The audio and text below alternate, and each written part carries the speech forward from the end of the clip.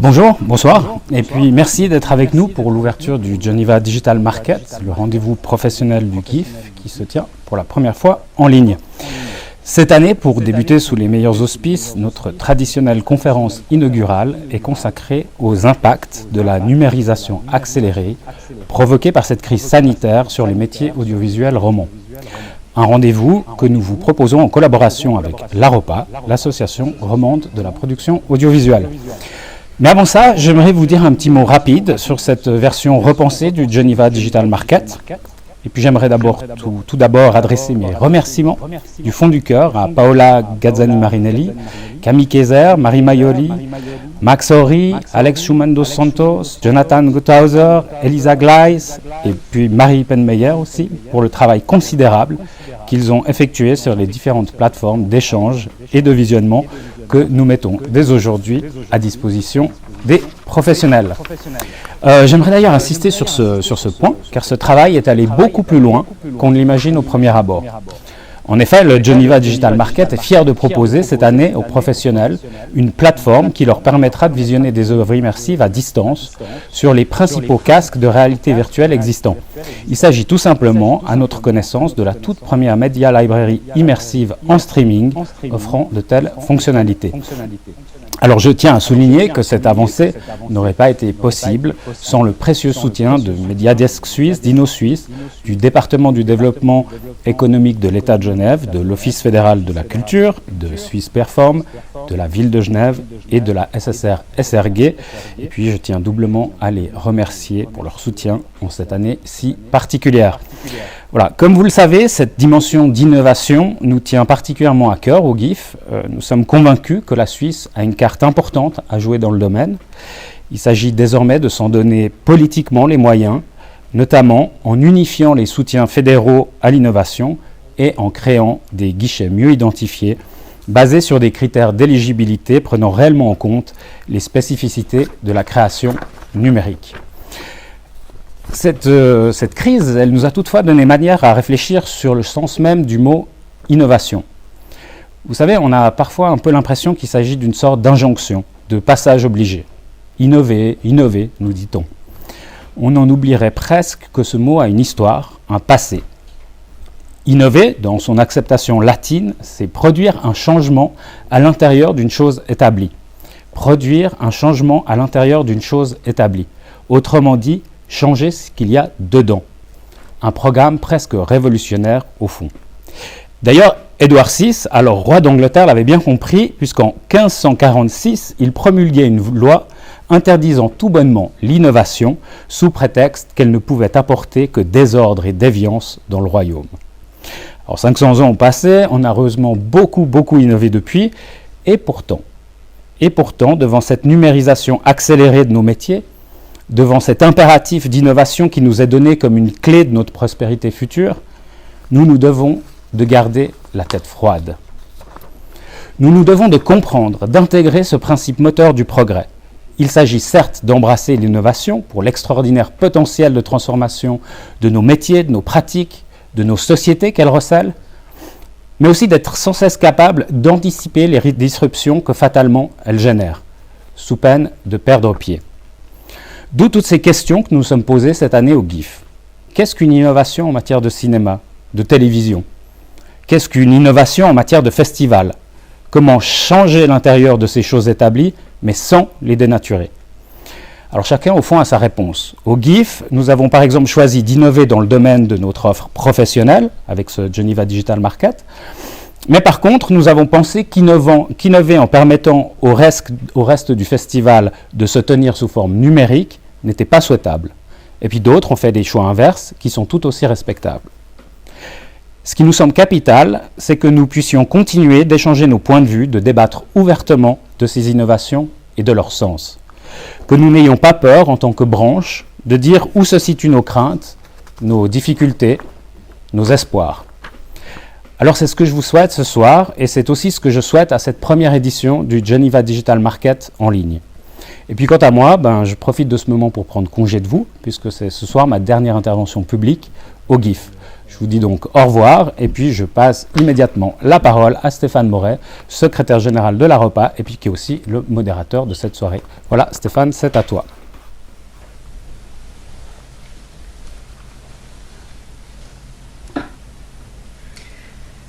Bonsoir et bienvenue à cette conférence inaugurale du Geneva Digital Market. J'aimerais remercier Emmanuel Coenot et l'ensemble de l'équipe du GIF d'avoir travaillé en partenariat avec l'AROPA pour mettre sur pied cette conférence, de nous avoir fait confiance dans un contexte qui est difficile pour tout le monde, mais en particulier pour les festivals, de devoir tout d'un coup passer en ligne comme ça, c'est toujours une très grande frustration. Donc merci beaucoup. Pour celles et ceux qui ne connaîtraient pas l'AROPA, l'AROPA est l'association romande de la production audiovisuelle. Elle regroupe l'ensemble des sociétés de production, de cinéma, de films, de séries, d'animation en Suisse romande. Et c'est pour ça qu'on voulait travailler avec le GIF pour avoir cette conversation. Le titre de cette conférence s'appelle la numérisation accélérée. Alors, en vrai, on se rend bien compte que c'est pas vraiment une accélération réelle, parce qu'on peut pas deviner qu'est-ce qui se serait passé dans 10 ans s'il n'y avait pas eu de Covid et qu'on avait continué sur la marche plutôt rapide de la numérisation. Mais néanmoins, le Covid nous a plongé dans une situation un petit peu laboratoire qui nous force à voir un peu certaines choses qu'on aurait pu essayer de deviner qu'est-ce que ça aurait donné dans des conditions un peu extrêmes de numérisation, typiquement l'impact sur les salles de cinéma ou même sur la production ou les festivals. Pour avoir cette conversation, on a 3 intervenants avec nous ce soir. La soirée va se passer de cette manière, c'est que on va avoir 3 interventions à la suite de 10 minutes. La première par Max Carly, qui est producteur chez Rita Productions à Genève, qui est d'ailleurs en tournage en ce moment et qui va nous parler un petit peu de l'impact à la fois du Covid et de la numérisation sur la production. Ensuite, on aura Laurent Dutoit, qui est directeur d'Agorafilm, distributeur, qui va nous parler un petit peu de l'impact sur les salles de cinéma et plus particulièrement la distribution et comment ça se passe de ce côté-là aussi par rapport à l'e-cinéma et aux plateformes. Et enfin, une intervention de Émilie Bugès, directrice artistique de Vision du Réel, qui a été un des premiers festivals de cinéma à faire une édition en ligne et avec quelques 6 mois de recul va nous faire un peu un retour sur l'impact du Covid et de la numérisation sur les festivals. On est aussi dans un contexte politique assez particulier. Au-delà du Covid, aujourd'hui même, la commission de l'éducation et de la culture du Conseil des États travaille sur une modification de la loi sur le cinéma qui propose d'étendre l'obligation d'investir dans l'audiovisuel qui est actuellement imposée aux chaînes de télévision à l'ensemble des plateformes comme Netflix, Amazon, Disney et même Swisscom. Et c'est quelque chose qui est en train d'être discuté en ce moment, et l'issue de cette discussion au Parlement va aussi avoir un impact fort sur la place des plateformes dans l'audiovisuel suisse, autant dans la diffusion que dans la production.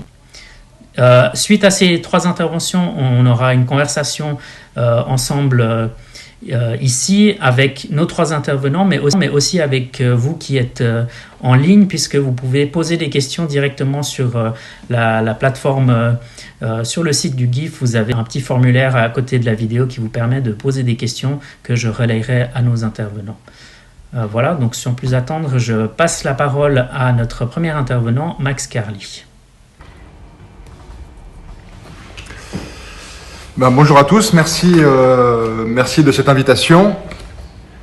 Et je pense que, en premier lieu, étant donné que c'était la dernière présentation publique, ou en tout cas au sein du GIF de son directeur artistique Emmanuel Coenot, je voulais quand même saluer ses dernières années de travail, car il a su recréer et donner un nouveau souffle à ce festival. Et le transformer en un rendez-vous incontournable. Et donc c'est avec grande tristesse qu'on le voit partir. tout en se réjouissant du futur, voir ce qu'il nous amène. Pour en revenir à notre sujet, je pense que la numérisation accélérée, elle commence pas aujourd'hui, elle commence pas avec le Covid. On était déjà dans une situation problématique par rapport à la production. Donc moi, mon intervention ici, c'est vraiment parler du point de vue de producteur de films. Et si on veut revenir un tout petit peu en arrière, il faut comprendre qu'en Suisse, on produit des œuvres, ou en tout cas on les finance au travers des trois grands piliers que sont d'un côté l'aide nationale par l'Office fédéral de la culture, par notre chaîne de télévision qui est la SSR et ses sous-chaînes RTS, SRF et les autres, et par les régions. Et d'un autre côté, on finance le film aussi par des avances sur recettes, des minimums garantis qui nous sont donnés par des distributeurs et par des vendeurs internationaux. Et c'est ces financements-là qui sont en danger depuis maintenant quelques temps et qui maintenant vont énormément s'accélérer par rapport à la crise liée à la pandémie que nous vivons. C'est que il y a des distributeurs qui ont malheureusement commencé à disparaître des salles de cinéma. Enfin, je pense que Laurent va en parler tout à l'heure, mais la fermeture des salles et le fait que des sorties de salles de gros films a été repoussées pose énormément de problèmes pour les distributeurs et pour les salles, et par ricochet pour nous, d'un côté au niveau du financement et aussi pour le futur de nos films. Et aujourd'hui, quand le Parlement est en train de voter si oui ou non ils vont imposer aux plateformes d'investir dans la production audiovisuelle, il faut savoir aussi que c'est pas un problème suisse, c'est un problème européen, et que ça fait des années que l'Europe demande à ce que ces plateformes soient imposées à hauteur de quelques pourcents, voire même de 25%. Enfin, c'est le chiffre qui est en train d'être discuté en France aujourd'hui. C'est qu'en fait, ces plateformes qui avaient une place dans la chronologie des médias, la chronologie des médias, c'est simplement laisser un temps de vie au film, c'est-à-dire qu'il va commencer sa vie dans les salles, ensuite pendant quelques mois, ensuite va commencer d'un côté le home entertainment habituel, ce qui était les DVD à l'époque, mais qui va être la VOD à l'acquisition, à l'achat, c'est-à-dire le choix de payer pour tel film en location ou à l'achat, en parallèle des chaînes privées, ensuite les chaînes publiques, et finalement la SVOD, et pour finir la Free VOD, la VOD gratuite. Donc la SVOD qui était tout à la fin de cette chronologie, qui était légalement en France de 3 ans. En Suisse, on n'a pas les mêmes lois, mais on applique plus ou moins la même chronologie, même si elles sont souvent plus courtes. Cette SVOD qui veut venir au début a commencé à poser d'énormes problèmes. Par exemple, en revenant très rapidement sur ce qui s'est passé à Cannes, où Cannes a commencé à refuser les films Netflix parce qu'ils ne sortiraient pas en salle. Et le festival voulait continuer à n'avoir que des films qui sortiraient en salle. Et le fait que la SVOD empêche cela pose toute une question par rapport au financement de nos films, parce que potentiellement si la SVOD remonte, ça signifie que tous les investisseurs qui soient soit des distributeurs, soit des vendeurs qui mettent justement des recettes en avance, ou même des investisseurs privés, n'auront pas de retour sur leur investissement. C'est-à-dire qu'il n'y a pas de possibilité de rembourser différents investisseurs. Et donc si d'un côté ça semble positif pour le public d'avoir ces différentes plateformes qui viennent proposer plein de films, ça pose d'énormes questions sur le financement de ces œuvres. C'est-à-dire comment on va les financer, et est-ce que c'est au travers d'une obligation, comme on le demande en fait les différents gouvernements. L'Espagne a voté la semaine passée, et il s'agit maintenant de 5% qui vont être investis du chiffre d'affaires que ces plateformes font en Espagne. Et on espère aussi qu'en Suisse, on pourra avoir la même occasion. Autrement, je ne veux pas annoncer la mort de la branche, parce qu'à chaque fois, c'est revenu à chaque fois. Évidemment, quand la télévision est apparue, c'est devenu la mort du cinéma, ça n'a pas été le cas. À l'apparition de la VHS, ça a été la mort du cinéma, ça n'a pas été le cas. Mais cette fois, cette SVOD est un tout petit peu différente, parce qu'elle fonctionne un peu comme si c'était, si on veut, comme si c'était une médiathèque. C'est-à-dire que le film, au lieu d'avoir sa vie dans les salles et ensuite dans différents endroits qui vont être payants, va rentrer directement dans un catalogue de films de la SVOD sans possibilité d'avoir de recettes et de payer les gens qui ont financé le film. Donc d'avoir ces plateformes qui participent à l'audiovisuel suisse est assez crucial quelque part pour la survie des différents métiers, enfin, que ça aille des réalisateurs aux scénaristes, aux industries audiovisuelles suisses. Enfin, c'est un vrai besoin, quoi. C'est capital. Et j'ai eu des discussions avec un parlementaire qui lui combattait cette loi, et pour lui c'était juste une taxe de plus, et qui ne comprenait pas ça. Et c'est un vrai dommage, et je pense qu'il y a une mécompréhension politique du fonctionnement de l'audiovisuel et de ce que signifient ces plateformes.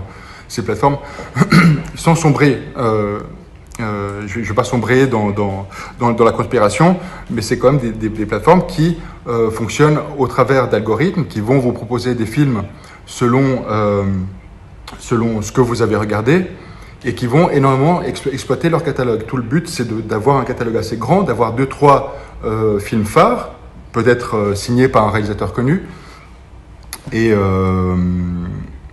ensuite vont exploiter leur catalogue au travers de l'algorithme. Si vous avez aimé tel film, il y aura des mots-clés qui vont vous permettre de visionner d'autres choses.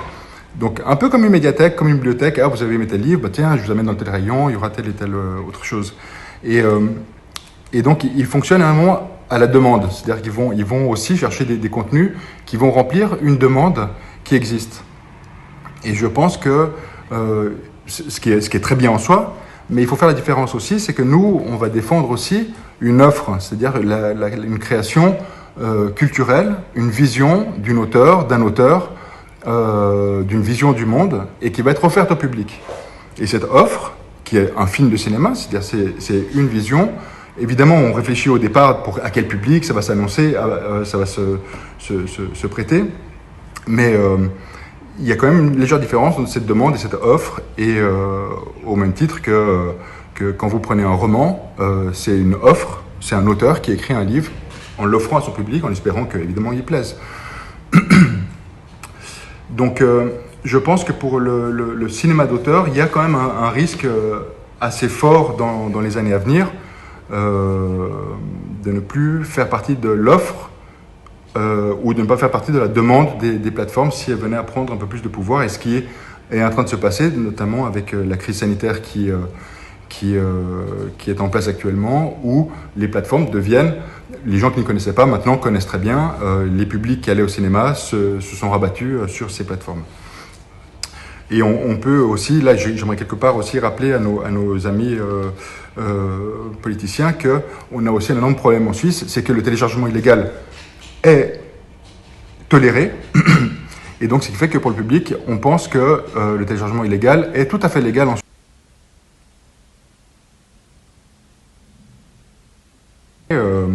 En Suisse, on peut. Et en fait, sinon, c'est comme il est absolument toléré d'acheter de la coke, mais c'est pas ok, c'est pas légal. C'est juste que quand on est acheteur, on va pas être puni par la loi. Ce n'est que le vendeur. Et donc, par rapport au téléchargement illégal, c'est un vrai problème.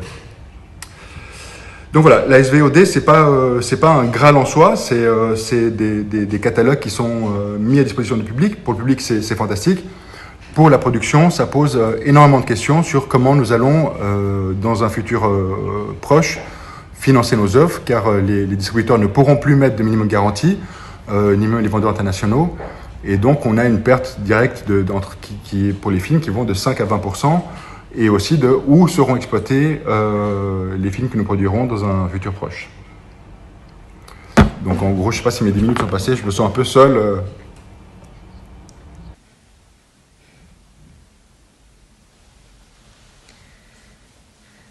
Merci beaucoup, Max. Je viens de voir sur le site du Parlement que la Commission a fait un communiqué pour dire qu'ils avaient commencé à traiter cette question-là de l'obligation d'investissement des plateformes, mais va continuer à en parler à la session prochaine. Et du coup, on est parti pour encore un moment de discussion par rapport à cette obligation d'investissement.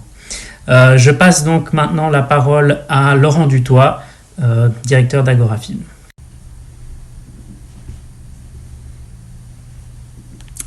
Oui, bonjour. Donc moi j'ai une double casquette, je suis distributeur pour Agora Film, je suis aussi exploitant, je gère les cinémas Le Scala, le City et le Nord-Sud à Genève. Je vais essayer de vous faire un petit topo de la situation post-Covid. Avec un focus principal sur la numérisation. La numérisation, il y a deux aspects. Il y a un aspect au cinéma. Le cinéma, c'est déjà numérisé. Toutes les salles sont désormais numériques. Avant, c'était du 35 mm. Depuis bientôt 9 ans maintenant, 9-10 ans, toutes les salles sont déjà passées au numérique. Les films passent en numérique.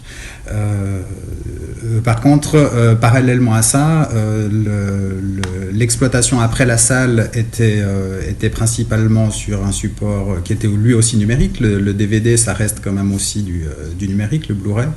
Et il y a eu un changement, effectivement, une balance du DVD vers la VOD. C'est assez difficile de juger de l'impact de la numérisation sur la branche parce que autant les chiffres sont présents au niveau de l'exploitation en salle, autant il y a une totale opacité au niveau des chiffres de la VOD, comme c'était déjà le cas avant avec le DVD. On a très peu de données, donc c'est pas évident de savoir ce qu'il en est. Pour les salles, rapidement, donc les salles ont fermé 15 mars, réouvert le 6 juin. Depuis le 6 juin jusqu'à fin octobre, la chute des chiffres d'affaires du box-office en Suisse était de l'ordre de 65%. Les premières semaines, enfin juin, juillet, début jusqu'à mi-août, c'était assez violent. C'était chaque semaine entre moins 70, moins 80%. Ensuite, de la mi-août à fin septembre, c'était mieux. On était plutôt entre moins 40, moins 50%. Sur le mois d'octobre, ça a à nouveau chuté un petit peu plus lourdement. Maintenant, la totalité des salles de Suisse romande sont fermées. La Suisse allemande est toujours ouverte, à l'exception du canton de Berne. Mais avec les chiffres de l'épidémie font que les résultats sont aussi assez faibles. Les gens ont finalement toujours peur ou bien suivent les recommandations du Conseil fédéral et restent chez eux ou vont faire les magasins mais vont pas dans les cinémas. Malgré le fait que les cinémas restent aujourd'hui un des lieux totalement sûrs parce qu'on a la distanciation, vous n'êtes jamais assis à côté de quelqu'un que vous ne connaissez pas, il y a le port du masque, il y a une bonne aération, donc il y a 0 cluster qui ont été trouvés dans des salles de cinéma, mais on fait partie de ce package de lieux sociaux, de lieux publics qui sont fermés en tentant de freiner l'évolution de l'épidémie. La Suisse allemande qui était fermée, mais si on regarde les résultats de ce week-end, les chiffres sont à moins 86% par rapport à la semaine équivalente l'année passée, si on prend que la Suisse allemande. Donc on voit qu'on est de nouveau dans des résultats qui sont assez ridicules. La numérisation, elle a malgré tout, cet essor de la VOD a malgré tout des impacts positifs. Le premier, c'est que là, on peut faire une conférence à distance, ce qu'on ne faisait pas forcément beaucoup il y a une année ou il y a 2 ans. Les marchés peuvent être faits aussi à distance. Le marché de Cannes, le Cannes Market a eu lieu cet été. Ça a permis de reprendre contact avec les vendeurs, enfin pour nous en tout cas distributeurs, ça a permis d'avoir des vrais contacts sur une période donnée, l'équivalent d'un marché avec les vendeurs internationaux, de voir aussi toute une série de films. Ça ne remplace absolument pas le contact réel, la vue des films dans une salle pleine, mais c'est mieux que rien. Pour Agora, si je regarde maintenant les chiffres VOD, parce que c'est peut-être ça aussi qui est intéressant, c'est de savoir aussi quelle est la valeur de ce marché pour un distributeur. Nous, en tant que distributeur indépendant, on achète généralement tous les droits des films. Ça veut dire qu'on est le distributeur exclusif sur la Suisse des films qu'on achète, et notre but c'est de le sortir en salle et après de le sortir en DVD, en VOD et en télévision. Si on a remarqué, et c'est assez normal, un essor des plateformes VOD au moment du confinement, soit au printemps, à partir de la mi-mars, les plateformes ont annoncé de meilleurs résultats. On voit que sur les toutes petites plateformes, celles qui qui ont beaucoup de peine à exister parce qu'elles n'ont pas une grande visibilité malgré la qualité de l'offre qu'elles peuvent avoir. Ça peut être donc comme Cinephile, Filmingo, MyFilm.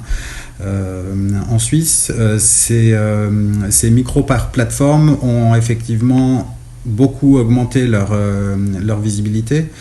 Mais ça veut dire que pour nous, ayant droit, moi j'ai quasiment la totalité de mon catalogue sur ces plateformes. Je facturais par trimestre sur l'entier du catalogue, ça se comptait en dizaines de francs avant. Maintenant, c'est des centaines de francs. Mais enfin, ça reste quelque chose d'extrêmement faible.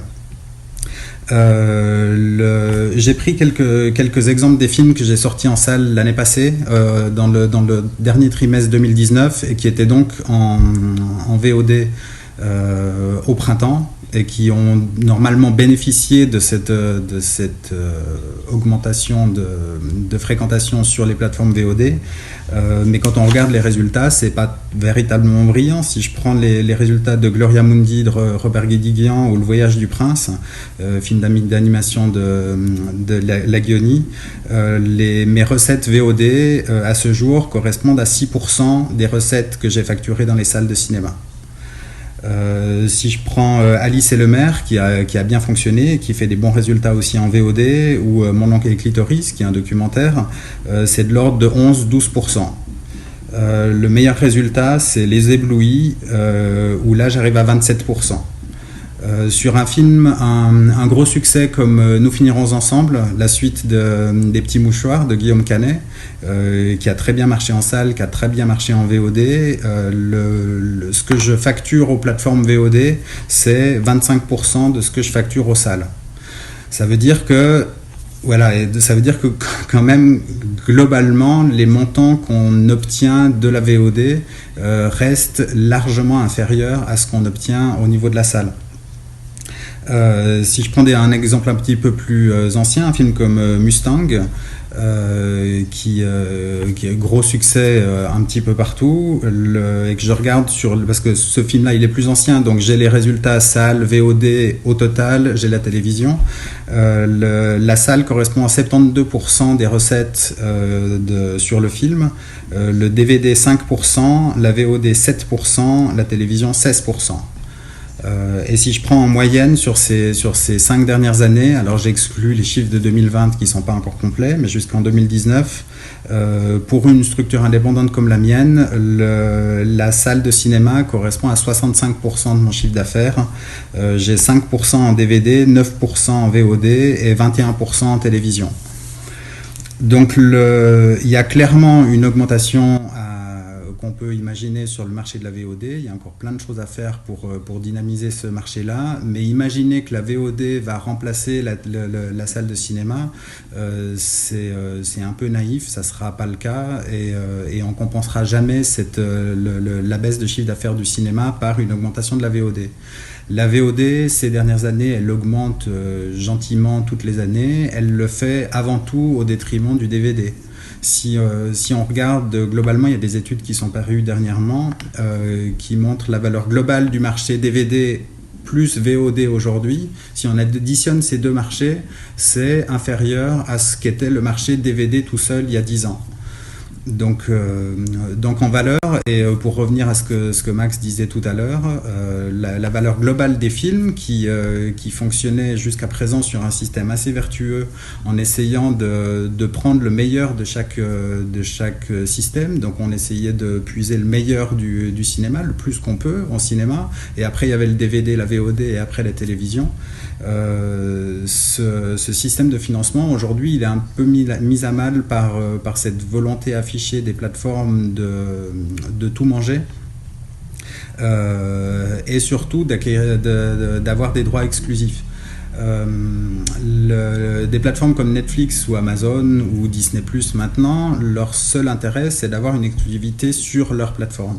Le but c'est pas que tout le monde puisse voir les films qu'ils ont achetés, qu'ils ont produits. Le but c'est de faire en sorte que les gens ils s'abonnent à leur service. En cela, autant je suis totalement d'accord, et c'est important de trouver un modèle de financement par les plateformes. Il n'y a pas de raison que ça soit seulement les distributeurs internationaux ou les télévisions qui participent au financement des films. Il faut trouver le moyen d'impliquer les plateformes là-dedans. La difficulté, c'est c'est ce côté exclusif que les plateformes cherchent à avoir.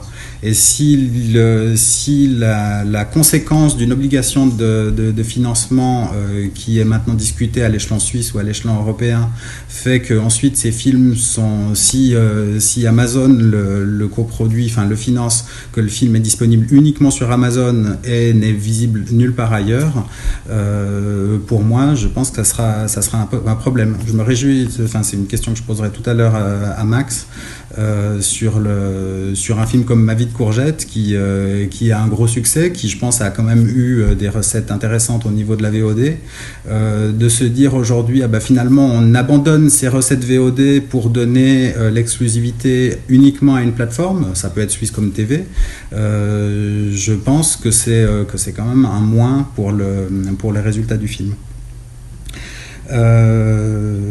Maintenant, il ne faut pas non plus toujours opposer VOD et salle de cinéma. Je pense qu'on est totalement complémentaires. La VOD, ça reste une consommation à la maison. Elle prend avant tout sur du temps qu'avant on octroyait à la vision des films à la télévision ou sur le DVD. Le fait d'aller voir un film en salle, ça reste quelque chose d'à côté. De la même manière que une fois que la pandémie sera passée, il y aura toujours des raisons d'aller au restaurant alors qu'on a tous une cuisine chez soi ou qu'on peut commander et se faire livrer à la maison. L'expérience collective de s'asseoir autour d'une table dans un restaurant et de bien manger, c'est la même chose que ce qu'on vit dans une salle de cinéma. Voilà, je crois que mes 10 minutes sont passées, donc je vais laisser la suite, mais j'ai encore 2-3 petites choses à dire, mais ça sera en rapport surtout avec les interventions d'Émilie et de Max, donc je le fais pour tout à l'heure.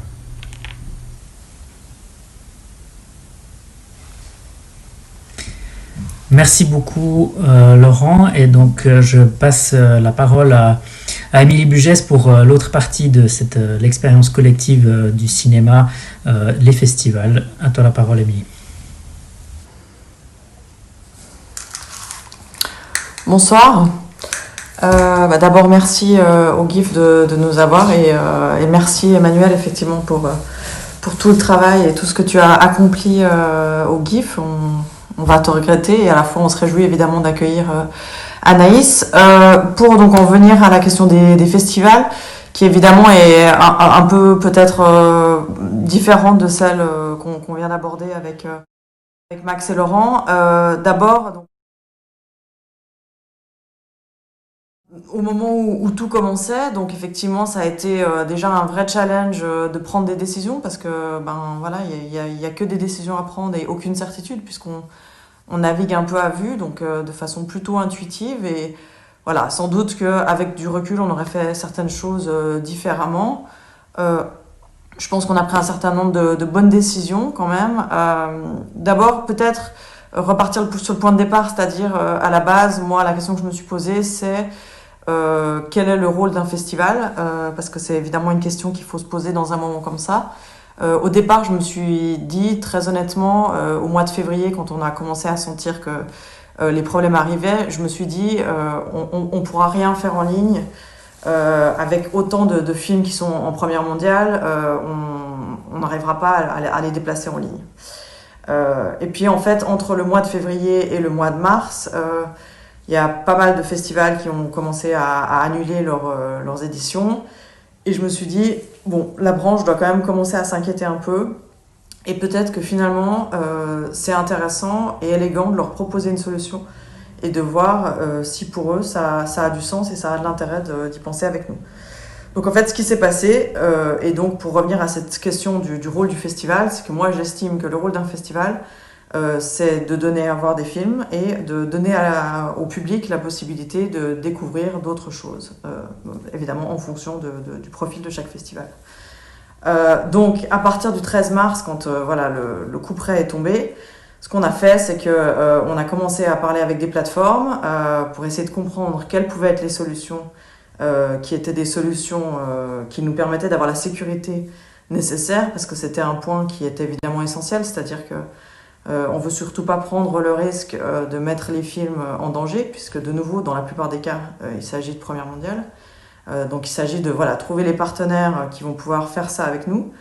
Et là, il y a eu plein d'allers-retours différents. On a finalement travaillé avec plusieurs plateformes parce que, évidemment, un enjeu pour moi très important aussi, c'était de m'assurer que ces ayants droit avec qui on allait collaborer, s'ils étaient d'accord, n'allaient pas griller leur première pour être diffusés en ligne devant un public très petit. Donc en fait, ce qu'on s'est dit, parce qu'à l'époque, évidemment, on n'avait aucune idée de si ça pouvait marcher ou pas avec le public, ce qu'on s'est dit, c'est que c'était intéressant d'avoir plusieurs plateformes pour avoir plusieurs portes d'entrée, pour avoir plusieurs types de publics. C'est-à-dire que certaines plateformes avaient déjà un certain public et donc nous permettraient finalement de toucher des gens à travers ce qu'elles avaient déjà comme public.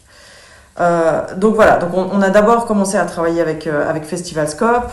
Très vite sont arrivés Tank et Doc Alliance, puisque nous sommes membres de Doc Alliance, qui est donc ce groupe de festivals de documentaires européens qui a une plateforme. Donc il y avait des films sur toutes ces plateformes, enfin des films pressentis, des sections pressenties sur toutes ces plateformes.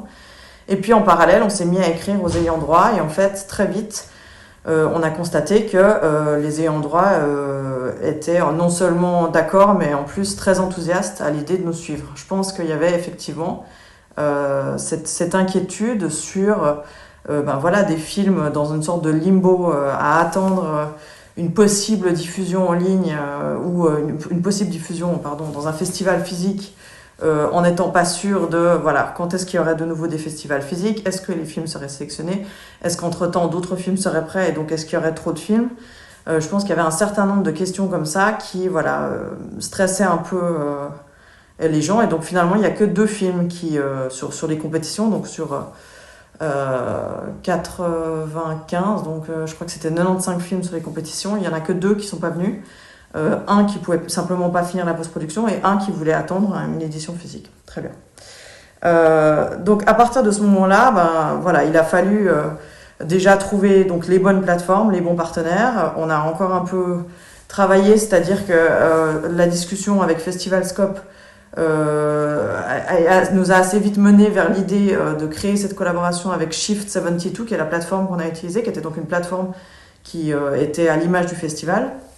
Avec des gens qui sont en Nouvelle-Zélande, avec tous les problèmes que ça pouvait engendrer de travailler avec des gens en Nouvelle-Zélande, qui étaient très professionnels, mais qui étaient en Nouvelle-Zélande, donc avec un gros décalage horaire. Et puis on a tout commencé à préparer. Et puis à partir de là, donc tout ça s'est passé en 5 semaines. Donc en 5 semaines, il a fallu repenser la communication, c'est-à-dire, évidemment, il n'y avait plus trop d'intérêt de faire beaucoup d'affichage puisque tout le monde était confiné, il y avait tout un pan de notre communication qui tombait à l'eau. Et puis il y avait cette idée de déjà comment toucher les gens en ligne, mais comment toucher aussi les gens qui peut-être ne seraient pas en ligne. Donc nous on a travaillé pour faire quand même une communication papier, donc faire quand même un programme imprimé qu'on a envoyé par la poste à tout le monde, et puis mettre en place en parallèle une hotline pour que les gens puissent appeler, qu'on puisse les téléguider pour qu'ils puissent aller voir les films en ligne.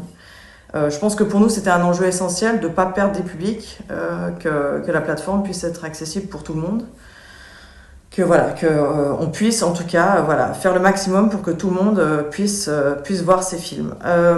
Ensuite, il a fallu réfléchir aussi à tout ce qu'on pouvait mettre sur pied pour les cinéastes et pour le public, parce qu'un festival, c'est évidemment un endroit où on parle beaucoup, un endroit où on échange sur les films, un endroit où on se bagarre quand on n'est pas d'accord. Et ça, évidemment, c'était un des problèmes, et je pense que c'est une des choses qu'on n'a pas totalement réussi à faire, parce qu'on n'a pas eu le temps. Donc on a créé une page sur notre site sur laquelle, en fait, un certain nombre de discussions ont été organisées, thématiques avec des cinéastes. Le public pouvait intervenir en live grâce à une petite fenêtre. Et puis c'était là aussi qu'étaient diffusées les masterclass. Donc tous les invités ont accepté de faire une masterclass en ligne. Ça, pour moi, c'était un des grands succès de l'édition, parce que... D'abord, je pense que ce setting où on est chez soi, ça permet finalement d'avoir tout de suite une relation beaucoup plus proche et intime avec les gens avec qui on parle. Et puis ça permet évidemment d'être diffusé beaucoup plus largement. Donc par exemple pour la masterclass de Claire Denis, qui a duré 3 heures, on avait 1500 personnes tout le long, alors que dans notre plus grande salle, on aurait eu 500 personnes au maximum, qui d'ailleurs, une salle qui d'ailleurs n'a pas suffi quand on a reçu Werner Herzog. Donc c'est vrai que c'est aussi réjouissant de se dire en tant que festival que les contenus qu'on crée, on permet à un maximum de gens de les voir et de les suivre. Et là, en l'occurrence, c'est vrai que la masterclass, on a eu vraiment des gens qui réagissaient du monde entier, qui nous envoyaient des questions. Donc voilà, ça c'était un aspect, je pense, super, surtout qu'avec 3 invités, on se rend compte que comme c'est des cinéastes, ben voilà, ils réfléchissent, contrairement à nous, à la façon dont ils se mettent en scène, dont ils vont se filmer, dont ils vont se montrer, dont ils vont créer quelque chose pour finalement rendre compte de leur pratique au-delà de ce qu'ils vont raconter. Tout ça, ça a été en fait plutôt super. Alors, c'est-à-dire que nous, du côté du festival, très honnêtement, on a été foudroyés parce que c'était vraiment beaucoup trop court pour faire tout ça et que je pense qu'on a été très irréaliste parce qu'on ne se rendait pas compte de tout ce que ça impliquait. Et voilà, donc 5 semaines, beaucoup trop court. Et puis par ailleurs, c'est vrai qu'un festival, quand on arrive au moment du festival, on vit le festival et tout ça, ça nous nourrit et ça nous permet de récupérer de l'énergie, ce qui n'a pas eu lieu. Donc là maintenant, l'équipe de Vision du Réel est toujours un petit peu terrassée, je dirais, par l'édition 2020, ce qui n'est pas très réjouissant pour l'édition 2021. Mais on a eu un très gros succès, donc non seulement public, mais aussi presse, c'est-à-dire qu'on a eu plus de 950 articles, ce qui nous était évidemment jamais arrivé à ce niveau-là, qui a permis au film d'avoir une visibilité qu'ils n'auraient jamais eu dans une édition normale. Et puis on a eu au niveau des professionnels aussi un écho inédit, c'est-à-dire que donc on a choisi très vite de reporter la plupart des activités de l'industrie en ligne, ce qui évidemment techniquement était un challenge parce que chaque activité requiert des outils différents. Donc là aussi en 5 semaines il a fallu trouver tous les outils qui nous permettraient de faire ce qu'on voulait. Mais du coup, comme les professionnels étaient comme nous tous chez eux, un peu désœuvrés, un peu déprimés, en fait ils avaient plutôt envie de participer à des choses comme ça. Et donc on a eu beaucoup de gens qui ont participé, on a eu beaucoup de gens qui n'étaient jamais venus, qui ont beaucoup participé. Et on a pu toucher aussi des profils un peu plus prestigieux que ceux qu'on aurait touché d'habitude. C'est-à-dire de gens qui, par exemple, en général ne peuvent pas venir parce qu'on est trop près de Cannes au niveau de nos dates, qui tout à coup participent et qui vraiment sont là à chaque activité et qui sont hyper contents aussi du type d'échange qu'ils peuvent avoir avec les porteurs de projets, avec les autres pros, parce que justement on est dans ce rapport d'intimité chez soi, etc. Donc évidemment ça entraîne des questionnements pragmatiques, écologiques forcément, des questionnements aussi de futur, de comment est-ce qu'on gère ça, c'est-à-dire que depuis ça fait 6 mois, nous on a participé à énormément de plateformes en ligne, donc d'un côté on en a marre des Zooms comme tout le monde. De l'autre, on se rend bien compte que sur Zoom, il y a quand même des problématiques de langue, de culture, de décalage horaire, etc. Et qu'en 15 minutes sur Zoom ou en 20 minutes de rendez-vous, parfois ça marche très très bien et puis parfois ça marche pas.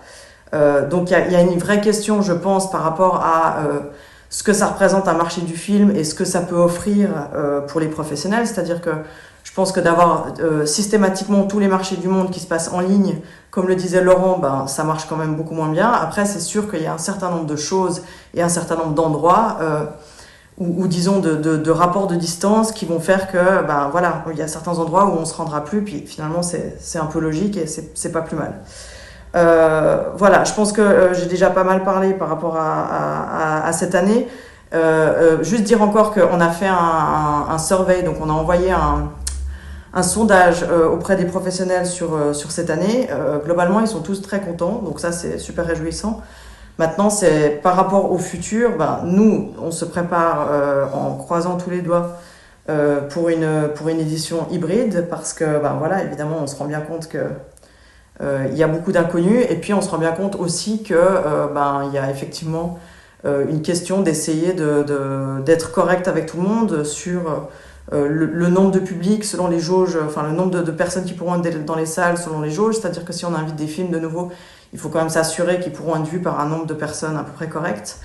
Il y a évidemment la question des publics empêchés. C'est-à-dire que moi, je trouve que c'est aussi quand même intéressant et on a eu des feedbacks dans ce sens-là qui étaient hyper réjouissants de gens qui effectivement nous ont dit, ben voilà, pendant le confinement, vous avez vraiment égayé mes journées parce que ben voilà, il y a des gens qui, bien sûr, restent chez eux et ont un peu peur de sortir pour les raisons qu'on connaît. Donc voilà, je pense qu'il y a un certain nombre de questions à se poser. On est en train de travailler et puis on verra ce qui se passe d'ici le mois d'avril. Voilà. Merci beaucoup pour ces 3 interventions qui nous donnent un petit peu un panorama de certains domaines de l'audiovisuel qui sont affectés à la fois par le Covid et par l'impact des technologies numériques. On a déjà des questions de la part du public en ligne, donc je vais directement bifurquer là-dessus. La première question, elle concerne le relais politique qu'on peut avoir en tant que branche. Alors typiquement dans un contexte comme celui de la modification de la loi sur le cinéma, on sent bien qu'on n'a pas toujours de la facilité à transmettre nos préoccupations qui sont parfois un peu compliquées, un peu techniques dans les mécanismes qui fonctionnent dans l'audiovisuel, la circulation des fonds, la chronologie des médias, etc. Comment est-ce que la question qui est posée, c'est comment est-ce qu'on peut faire de la politique mieux pour que le poids économique, culturel, social de l'audiovisuel, mais je pense de la culture de manière plus large, soit plus prise au sérieux, mieux comprise par nos élus politiques. Alors je renvoie la question peut-être d'abord à Max, qui est peut-être le premier concerné par la loi qui est débattue en ce moment. Vous m'entendez ? Voilà. Alors, la question de la reconnaissance politique, excusez-moi, il faut que j'éteigne ça, je vais y arriver, voilà. De la reconnaissance politique est un énorme chantier. C'est-à-dire que, par exemple, il y a eu la création du tax shelter belge. On arrive à enlever l'écho ou pas ? La création du tax shelter belge, par exemple, a eu lieu quand les frères Dardenne ont eu leur palme d'or à Cannes. C'est-à-dire qu'il y a une importance quand même de quand un film a du succès. Excusez-moi, je me bats contre des trucs techniques, puis voilà, maintenant c'est bon.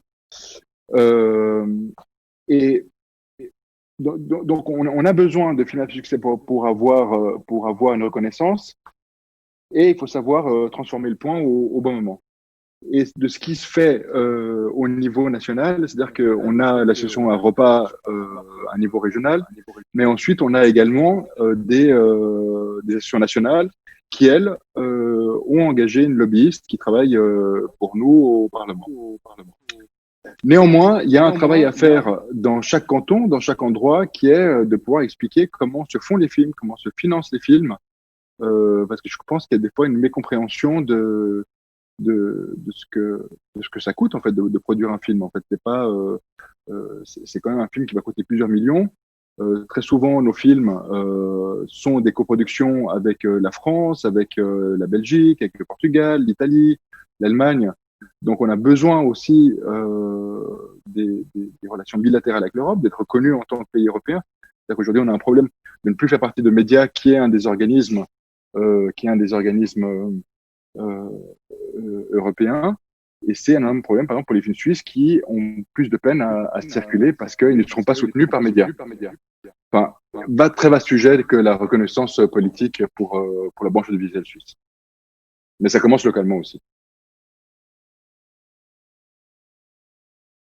Pour aller directement dans le détail, s'il y a des parlementaires qui nous écoutent et en général des élus politiques en Suisse, par exemple, est-ce que tu peux nous expliquer en quoi cette obligation d'investissement des plateformes, elle est vraiment nécessaire pour la production et que c'est pas simplement parce que on trouve qu'ils gagnent plein d'argent donc on a envie qu'ils en dépensent un peu ici.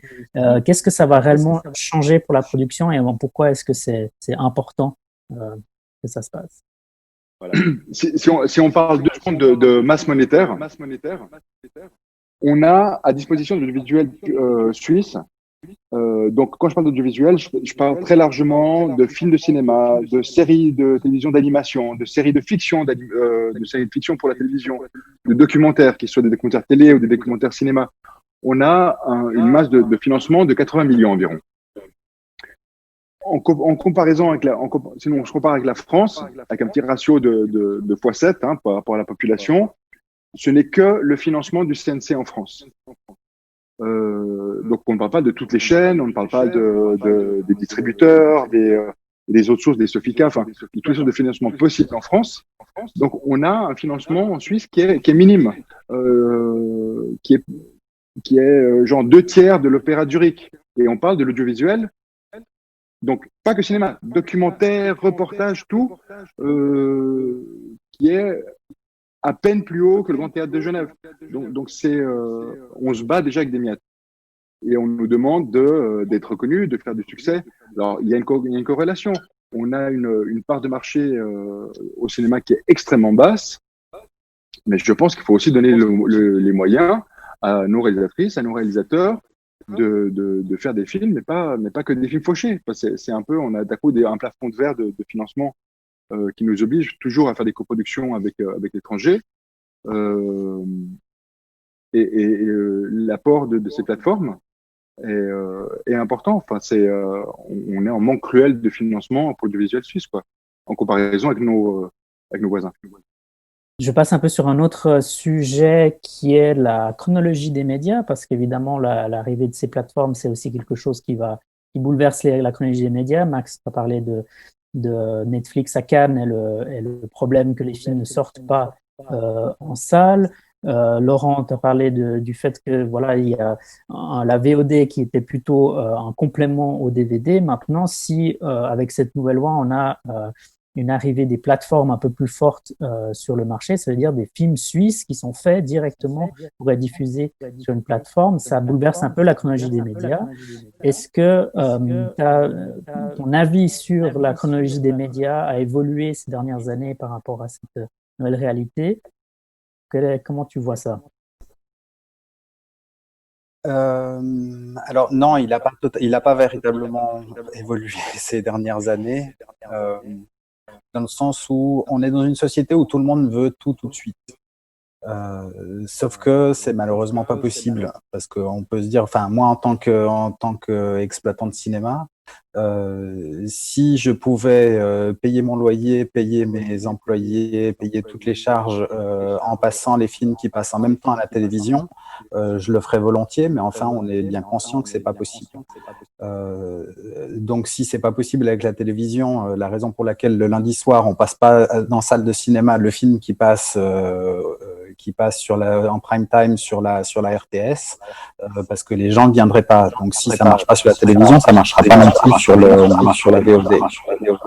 Et par contre, j'ai de nouveau aussi plein d'échos dans les oreilles, c'est assez désagréable. Je vais essayer de me concentrer. Moi, j'aimerais dire juste une petite chose. Il y a ça fait quand même bientôt, ça fait 20 ans que je suis dans le métier, ça fait 20 ans que de toute façon, tout le monde se plaint que c'était mieux avant, que c'est plus difficile, que le cinéma va mourir. Et que la chronologie des médias pose problème, qu'il faut l'avancer. Alors, avant même l'arrivée des plateformes, la grande question, c'était la chronologie des médias par rapport à la fenêtre d'ouverture de la vidéo.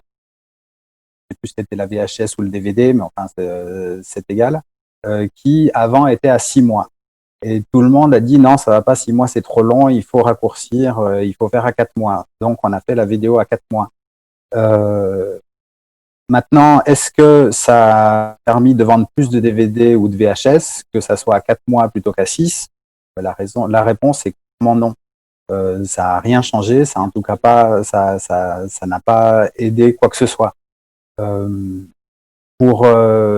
la majeure partie des cas, enfin, si on regarde le marché du DVD, ou même si on regarde aujourd'hui sur les plateformes, l'offre, elle est pléthorique. C'est pas parce que on a 4 mois de retard ou 6 mois ou 2 mois de retard par rapport à la sortie en salle que ça va changer quoi que ce soit.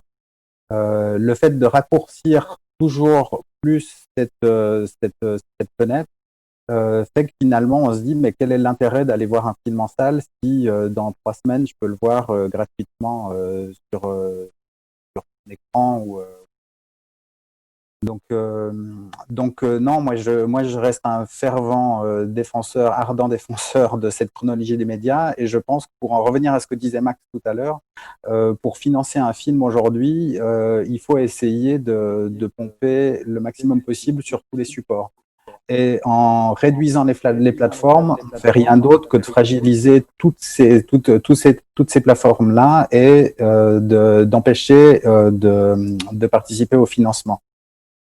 Donc c'est important, oui, d'avoir un financement des plateformes, que ce soit Netflix ou Amazon. Pour moi, je considère que la SVOD, c'est comme la Pay TV. Alors la Pay TV en Suisse, on ne sait pas ce que c'est parce qu'on n'a pas de chaîne de Pay TV, donc elle peut rentrer assez facilement dans le jeu. En France, c'est plus compliqué. Est-ce que si Amazon ou Netflix ou Disney+ participent au financement, est-ce que ça peut être complémentaire à Canal+? Est-ce que c'est soit l'un, soit l'autre? Et à ce moment-là, effectivement, chacun choisit les films qu'il veut voir. Mais encore une fois, on se retrouve dans un système où une partie des films sont plus totalement accessibles parce qu'il faut avoir un abonnement. Alors c'est le cas sur la Pay TV. Aujourd'hui, il faut avoir son abonnement à Canal+, ou il faut avoir son abonnement à OCS pour voir les films, et c'est pas les mêmes selon qu'on a un abonnement ou l'autre. Mais après coup, on peut quand même les voir sur une chaîne Free TV. Alors on peut le voir soit sur France 2, soit sur France 3, soit sur Arte, et on va pas le voir sur 2 chaînes en même temps, ou alors il faut un grand laps de temps. Mais enfin, le film, il reste quand même accessible un petit peu partout. Je passe à une question qui concerne Émilie. Est-ce que le retour que vous avez des films qui ont été diffusés en ligne pendant le festival, est-ce que ça a favorisé la sélection de ces films par d'autres festivals ou par des diffuseurs? Est-ce que ça a permis de remplacer ou même de dynamiser, ou alors au contraire d'affaiblir un petit peu le rôle de marché qui est censé jouer un festival par rapport à la visibilité future de ces films face à Visual? Alors, nous, on n'a pas énormément de films au festival qui ont des diffuseurs à proprement parler. Il y en a quelques-uns qui ont des vendeurs qui sont vendus sur quelques territoires, mais c'est vrai que je pense pas que ce soit la majorité des films qu'on montre, ne serait-ce que parce qu'on a aussi des moyens métrages, des courts-métrages, etc. Maintenant, cette année, comme je le disais, on a eu un super timing et on a eu beaucoup de chance par rapport à ça. C'est-à-dire qu'on était à un moment où tout le monde était de nouveau désœuvré à la maison, un peu désespéré, et donc il y a eu un très gros écho qui a permis au film d'avoir une très grande visibilité. Donc cette année, clairement, les films qui sont passés chez nous, ils sont en train d'avoir de très très belles carrières. Non seulement les internationaux, mais aussi les Suisses. Donc dans les films suisses, ils ont été repris dans des très gros festivals de classe A derrière. En compétition. Alors après, c'est pas forcément des festivals qui auront lieu physiquement non plus. C'est un peu le drame de cette histoire, c'est-à-dire que je pense qu'il y a un certain nombre de gens qui effectivement vont avoir surtout des projections en ligne, ou qui pourront pas évidemment aller assister à la projection physique quand ils en auront. Nous, on a essayé cet été d'organiser, par exemple, au cinéma de Nyon, un certain nombre de projections de certains films suisses pour qu'ils puissent avoir des projections physiques. Après, on avait un certain nombre de cartes blanches qui ont toutes été annulées là au Centre culturel suisse à Paris, à Winterthur, à la nuit du court-métrage. Enfin voilà, il y en avait plein comme ça. Il y en a eu une à Zurich qui a eu lieu heureusement, mais les autres ont toutes été annulées du point de vue physique. Donc il y a cette question physique qui évidemment est essentielle et qui est pas négligeable. C'est-à-dire que moi je comprends que pour des cinéastes qui ont passé des années à travailler souvent seuls dans des conditions un peu compliquées pour faire un film, et qui à la fin sont privés de ce moment qui est un moment essentiel, c'est un peu un drame. Mais au niveau de la carrière des films, c'est une super année. C'est-à-dire que les films ont eu beaucoup de presse, et puis maintenant voyagent dans tous les festivals qui ont lieu. Et puis finalement, il y a quand même autant au début il y a eu pas mal d'annulations, autant là depuis le mois de juin, il y a quand même beaucoup de festivals qui trouvent des solutions alternatives. Déjà, il y en a eu un certain nombre qui ont eu lieu jusqu'à la Mostra de Venise et un peu plus tard. Et puis les autres trouvent un peu des alternatives. Donc non, les films pour l'instant ont des très belles carrières. On est content et eux aussi.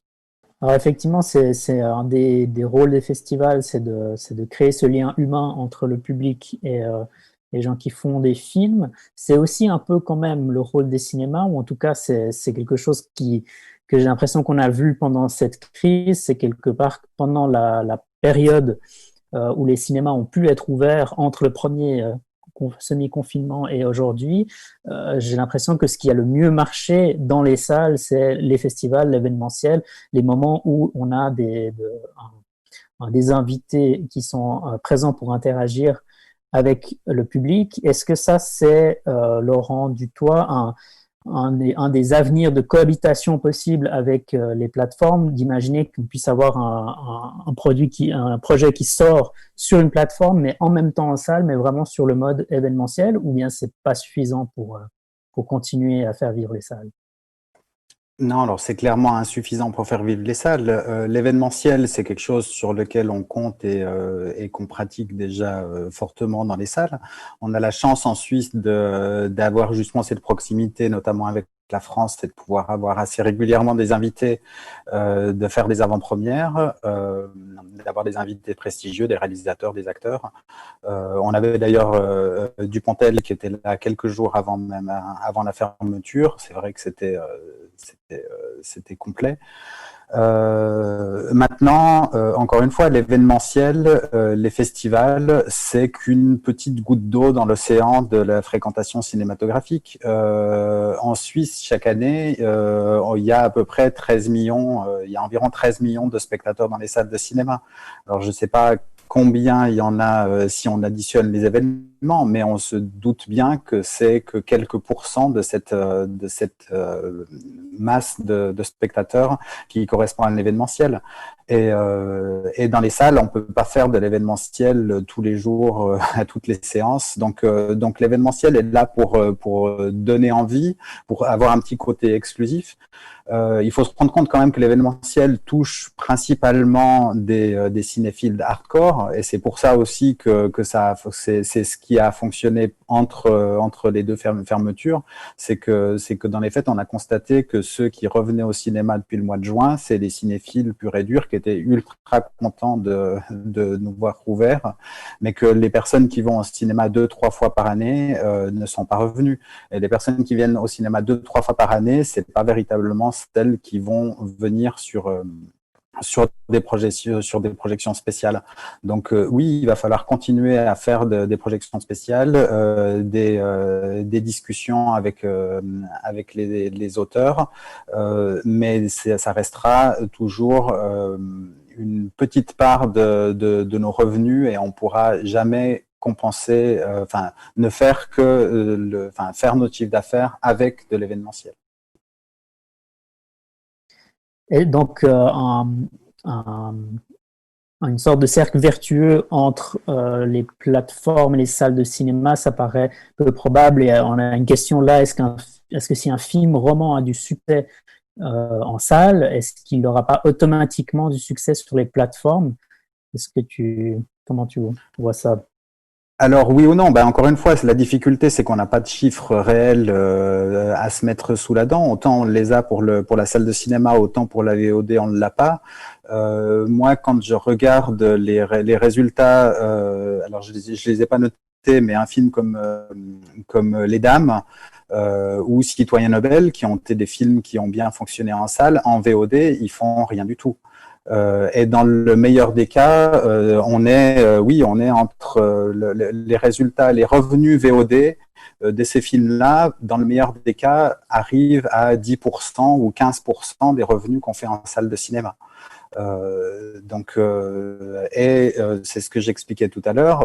Moi, en tout cas, dans mon catalogue, dans le meilleur des cas, la VOD arrive à 25% de mon chiffre, du chiffre en salle. Il y a des exceptions. Il y a des films qui marchent mieux en VOD que en salle, mais c'est généralement le cinéma de genre qui fonctionnait, ou alors les comédies avec du gros casting.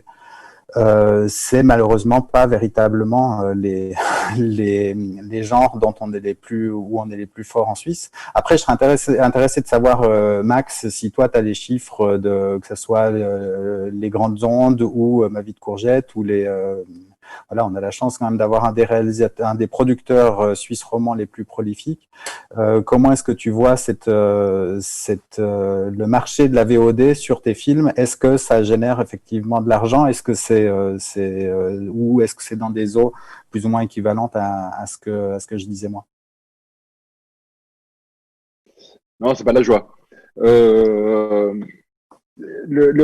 J'entends cette question et en fait elle est géniale parce qu'en fait si un film a du succès, c'est qu'il a pu, grâce à des festivals, grâce à des exploitants, grâce à des distributeurs, rencontrer un public et c'est ça qui fait son succès. C'est-à-dire qu'il y aura la presse qui va en parler, les gens ont été le voir, il y a eu un bouche-oreille et ouais, ça en fait un succès. Là, pour les plateformes, c'est trop tard. C'est-à-dire que s'il y a eu ce succès-là, on va être acheté par une plateforme. Si on parle de Ma vie de courgette, il va être sur différentes plateformes, mais il va rentrer dans un catalogue. Et là, le prix d'achat va être ultra bas. C'est-à-dire que c'est vraiment comme un vidéoclub. Il dit, ah, ton film marche bien, super, on veut l'avoir dans ton vidéoclub. Et à ce prix.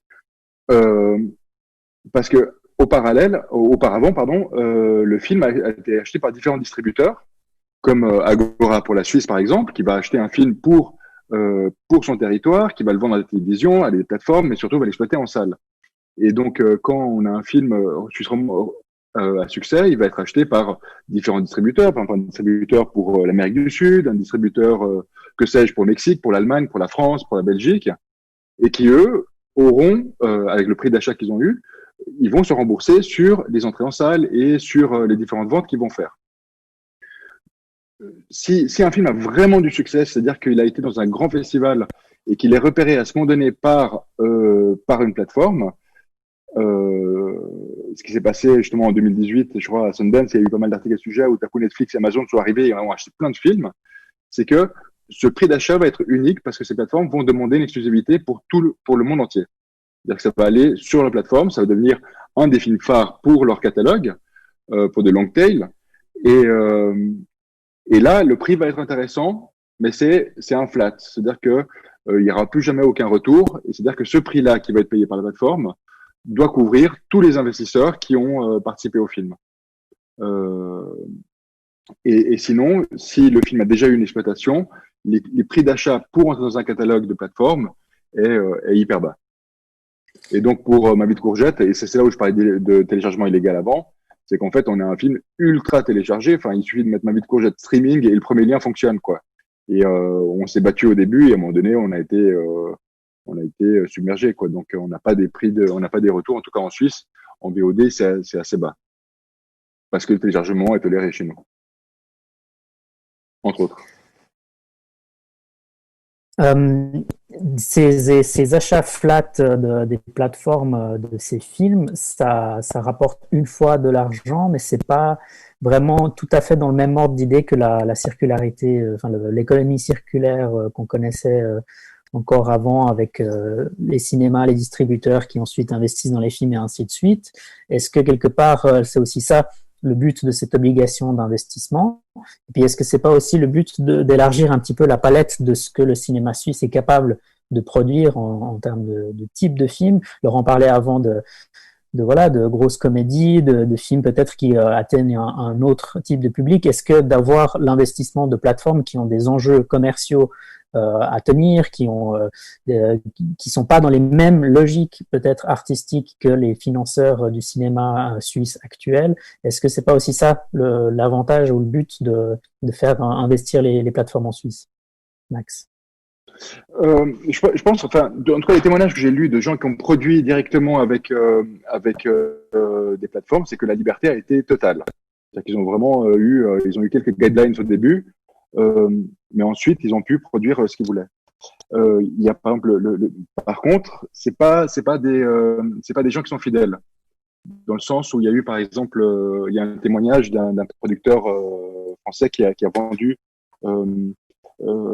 pardon, j'ai un trou. Laurent et moi, celui qui a gagné la Caméra d'Or en 2017. Divine. Divine. C'est pas moi qui l'ai distribué, mais divine. Ah, pardon, excuse-moi, je pensais que c'était toi.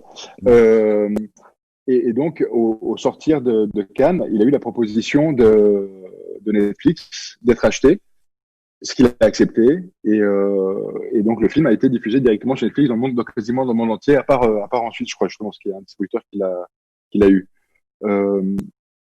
Et en se disant, bah tiens, voilà, ils nous ont suivis et ont proposé le film suivant de la réalisatrice. Et là, il n'y a pas eu d'intérêt de leur part. Bon, on verra, faites le film et après on verra si ça nous intéresse. Tandis qu'avec les distributeurs avec qui on travaille, si du moment qu'il y a un certain succès ou qu'on travaille ensemble, il y a une fidélité. Il y a tiens, ok, j'ai gagné de l'argent, je vais réinvestir.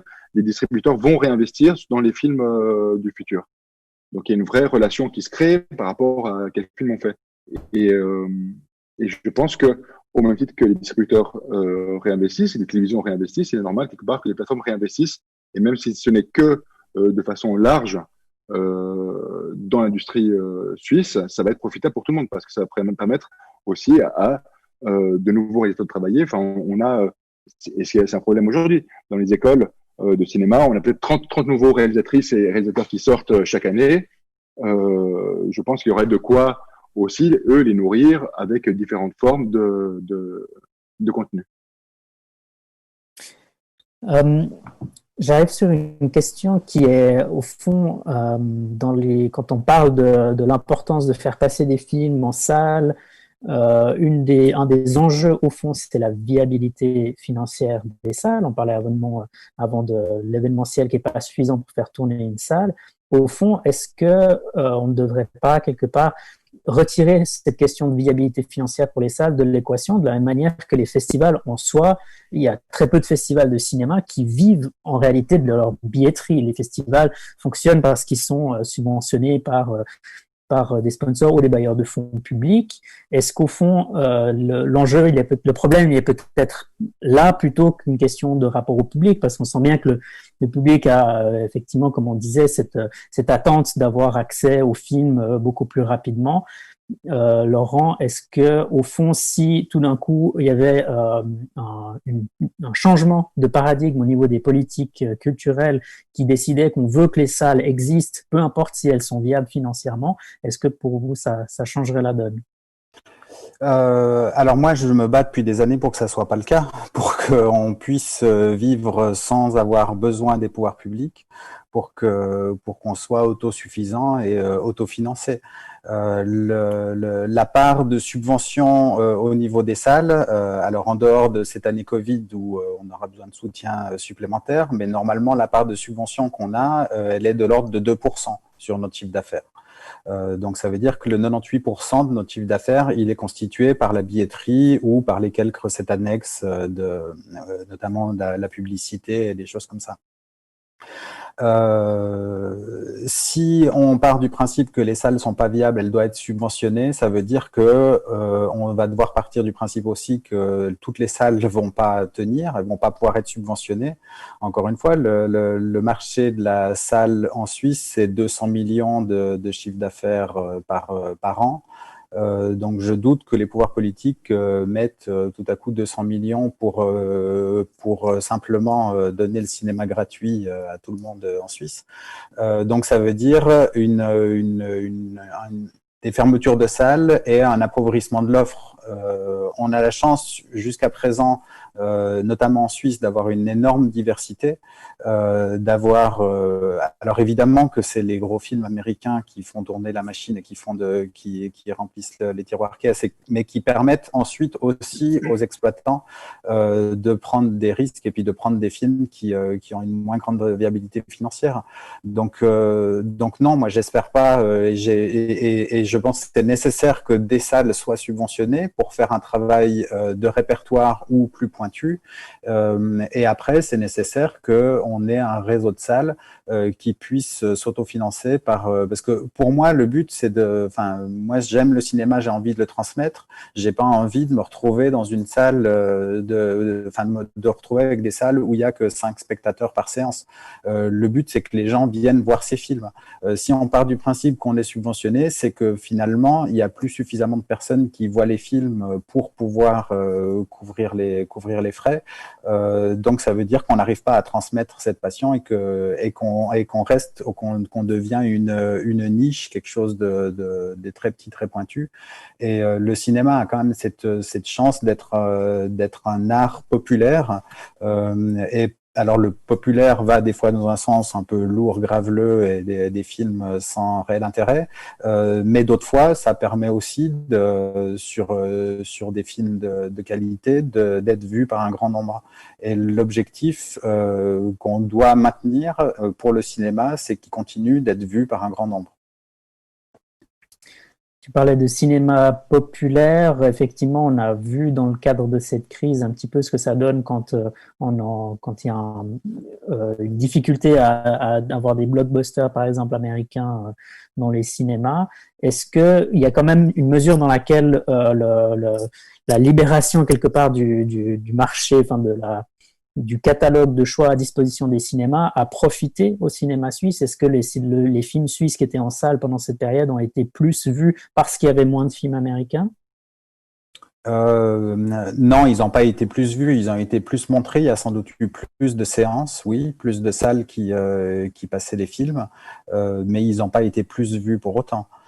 Si on regarde chez nos voisins en France où ils ont eu des résultats un petit peu meilleurs que nous ces derniers mois, oui, finalement les films qui sont sortis ont fait des bons résultats, ont fait des résultats quasiment équivalents à ceux qu'ils auraient fait en dehors de la pandémie et ont bénéficié d'une concurrence qui était plus faible. La différence en fait entre la France et la Suisse, c'est que la France a mis en place un réel plan de relance.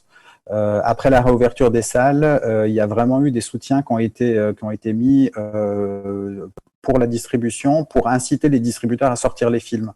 Donc ils ont été accompagnés dans leurs frais de promotion pour dire bah voilà, il faut y aller, il faut sortir les films. Donc on sait que le marché est plus difficile, qu'il reste qu'il est quand même en moyenne à 60% inférieur à ce qu'il était d'habitude.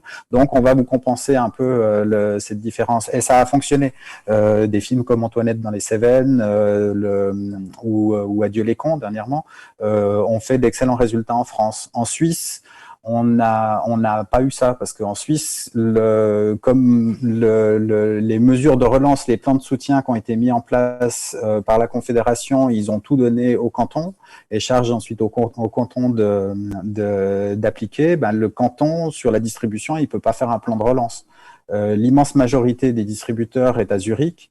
Le canton de Zurich va pas faire un plan de relance pour que Filmcopy sorte son film en Suisse romande. Donc on se retrouve dans un système où on a un système un petit peu de compensation des pertes financières qui vient avec un retard quand même fou parce que la grande partie des acteurs de la distribution et de l'exploitation ont toujours pas reçu de réponse aux dossiers qui ont été déposés au mois d'avril. Et on est plus de 6 mois plus tard, donc c'est vrai qu'on n'a pas de réponse et donc l'argent n'est toujours pas versé. Donc c'est des mesures d'urgence qui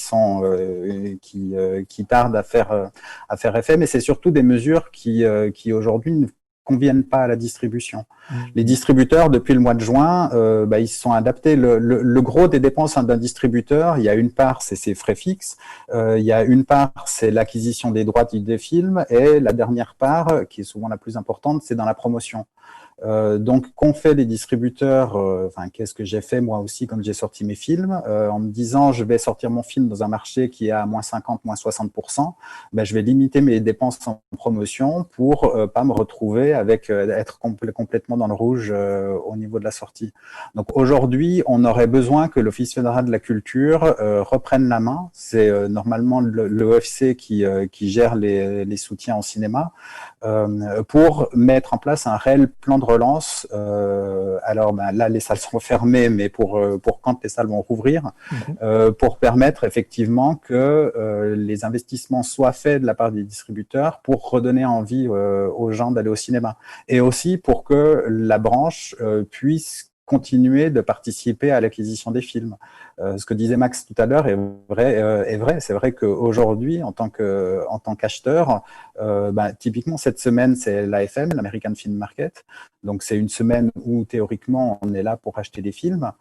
Le marché est tellement incertain que aujourd'hui, moi, je me sens pas d'acheter des films, de prendre des risques réels. Donc, quand j'achète, si j'achète un film, je vais l'acheter. Mon minimum garanti, ce que je vais payer pour les droits du film, sera inférieur aujourd'hui à ce que j'aurais donné il y a une année. Et ça, il faut aussi casser cette tendance pour que le distributeur puisse continuer à participer au financement des films. Alors effectivement, l'OFC n'a pas fait de plan de relance. Ce qui s'y a ajouté aux indemnités dans un premier temps maintenant, c'est cette question de la transformation, où il y a une espèce d'incitation à innover, à changer son modèle. Quelque part, c'est un petit peu, Émilie, ce que vous avez fait à Vision du Réel bien avant que Isabelle Chassot parle de transformation, c'était de changer le modèle temporairement du festival pour continuer à remplir sa mission. Mais il y a une question que je crois qui a été beaucoup posée au sein de la branche, qui est, est-ce qu'il n'y a pas une contradiction quand un festival qui est par définition un lieu physique encourage l'usage de plateformes en ayant lieu en ligne? Est-ce que c'est pas quelque part faire le contraire de ce qu'est censé représenter un festival que de soutenir la rencontre humaine et la vision de film en salle?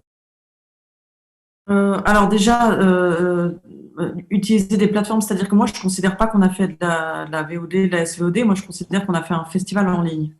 Après, pour moi, il y a une question à la base qui était, et qui je pense est toujours très valide, c'est-à-dire combien de temps ça va durer? Est-ce que on se dit juste que pendant tout ce temps, on arrête et on fait rien et on attend? Ou est-ce qu'on se dit, pendant ce temps, on déploie d'autres moyens? Clairement, moi, j'aurais préféré faire un festival physique, ne serait-ce que parce que le type de film qu'on montre, souvent, je pense, souffre beaucoup de ce genre de diffusion. C'est-à-dire que pour ceux qui connaissent un peu le type de programmation qu'on a, c'est sûr que d'être dans une salle concentrée avec l'énergie de la salle, c'est hyper favorable pour des films qui parfois sont peut-être un peu plus lents, un peu plus longs, un peu différents de ce qu'on a l'habitude de voir sur Netflix. Donc moi, si j'imagine des spectateurs et je m'inclus dedans, c'est-à-dire on est confiné, on est un peu déprimé, on s'est peut-être fait une caipirinha avant de commencer à regarder un film, on a le choix entre Netflix ou un film de Vision du Réel. Je pense qu'il faut être un peu réaliste par rapport à ça. Potentiellement, la personne va aller regarder le film de Netflix et pas aller regarder le film de Vision du Réel. Donc moi, c'est sûr que je vais toujours lutter pour la salle et je pense que la salle, elle a un rôle essentiel pour le type de cinématographie qu'on défend. Maintenant, je trouvais que pour nous, c'était pas non plus une solution de dire à ces 100 personnes auxquelles on avait dit youpi, vous êtes sélectionnés, désolé, bonne chance, on espère que vous allez trouver une autre solution pour vos films parce que voilà, nous on annule et puis voilà, vous verrez à l'automne s'il y a d'autres festivals, s'il y a de la place, parce qu'il faut voir que tous les festivals de l'automne, déjà la plupart sont en ligne, les festivals de notre type, et on réduit leur line-up massivement, on réduit le nombre de films qu'ils ont sélectionnés massivement. Là, moi, je le vois dans les inscriptions, c'est-à-dire que nous, aujourd'hui, on a plus d'inscriptions que l'année dernière. Donc, il faut savoir que si tous les festivals annulent, potentiellement, surtout dans le documentaire, on va se retrouver quand même avec une petite pile de films qui, d'ailleurs, vont perdre leur validité et leur pertinence, puisque dedans, les gens sont pas masqués, ils se font des hugs et on passe tous les films à se dire oh c'était super ce temps-là qui n'existe plus.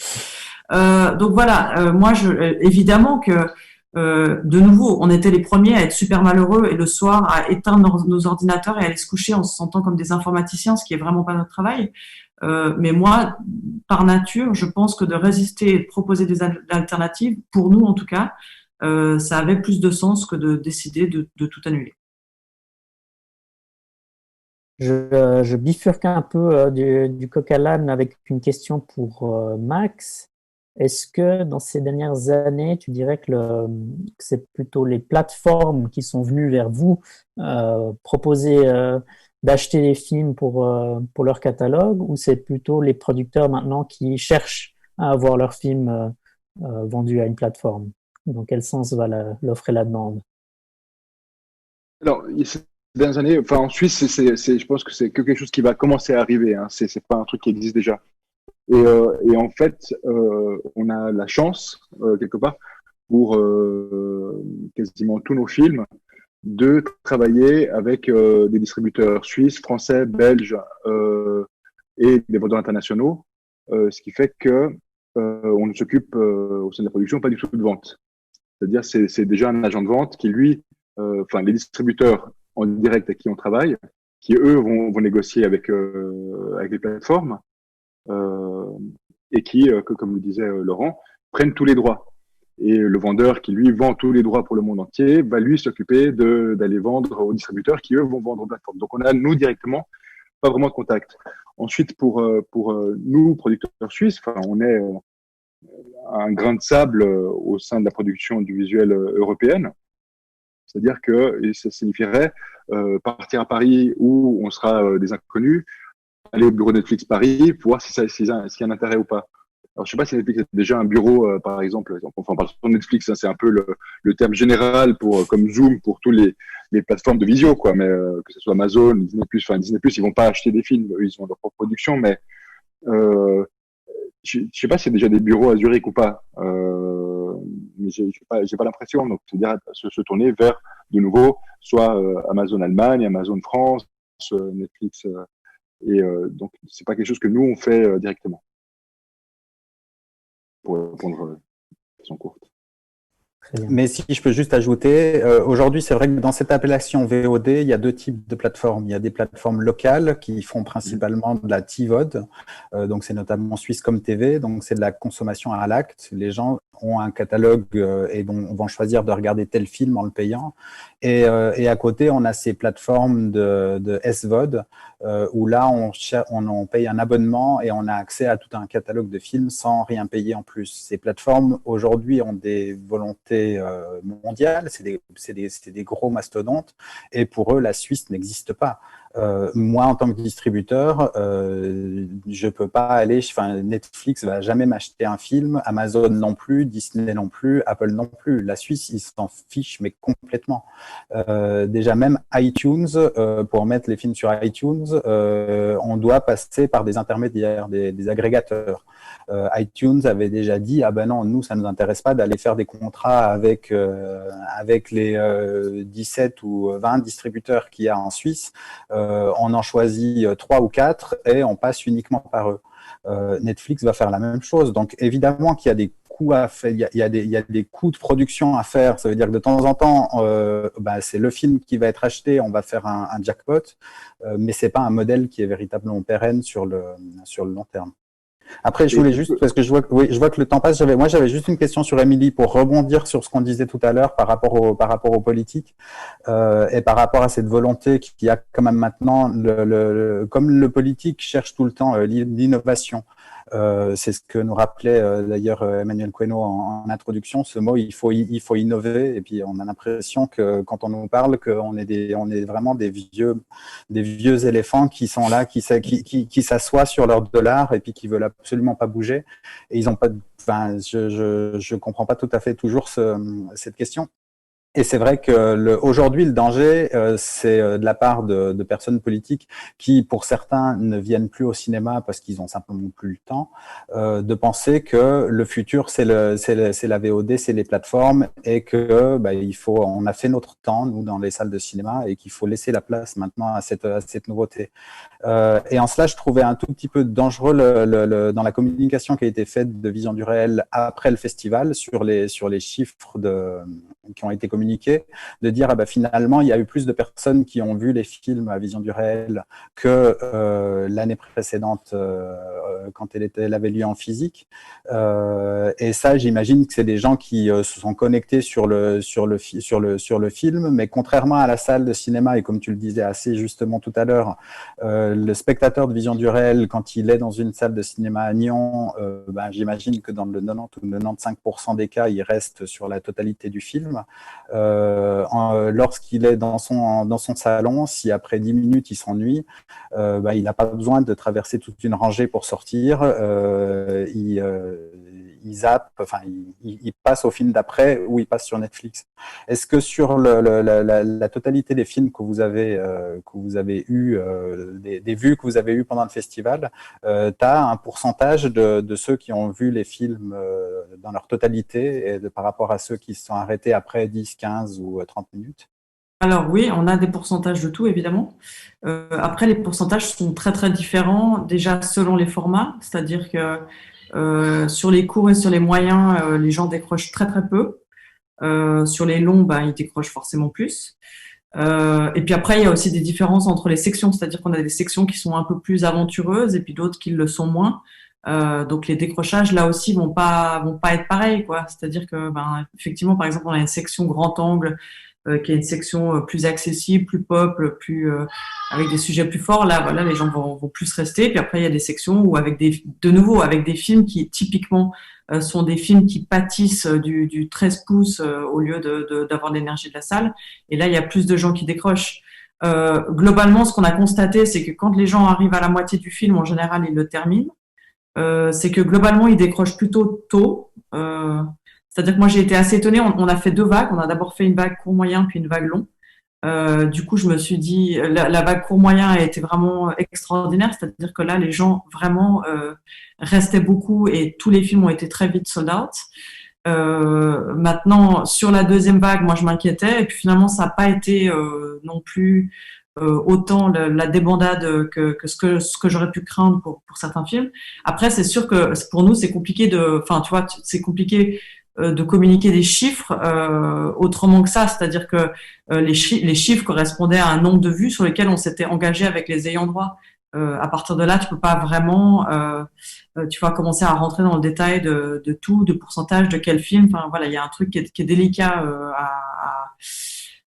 à expliquer sur des nombres comme ça, mais bon, globalement, moi j'ai trouvé que les gens avaient plutôt suivi. Et puis là où je suis pas tout à fait d'accord avec toi, c'est que ça nous arrive en salle d'avoir des hémorragies et c'est évidemment super pénible aussi. C'est-à-dire que ça nous arrive d'avoir des films pour lesquels les gens partent en salle aussi. Je pense que dans les festivals, on hésite beaucoup moins qu'en salle parce que ne serait-ce parce qu'il y a tous les pros, tous les accrédités qui se disent de toute façon ils n'ont pas spécialement payé pour leur ticket littéralement, donc ils s'ennuient, ils partent, ils vont aller voir autre chose. C'est quand même un peu le concept d'un festival aussi. Donc je pense que c'est plus le cas en ligne clairement.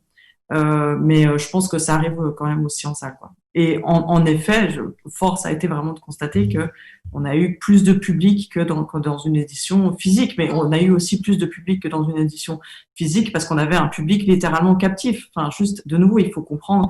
Je suis persuadée, et c'est une angoisse que j'ai, que si on doit faire la même chose en 2021, on n'aura pas du tout ce résultat-là. Enfin, je sais pas comment on peut l'obtenir, ce résultat-là. On était dans un moment hyper particulier et donc le public a vraiment suivi, quoi. Merci. On arrive gentiment au terme du temps donné pour cette discussion.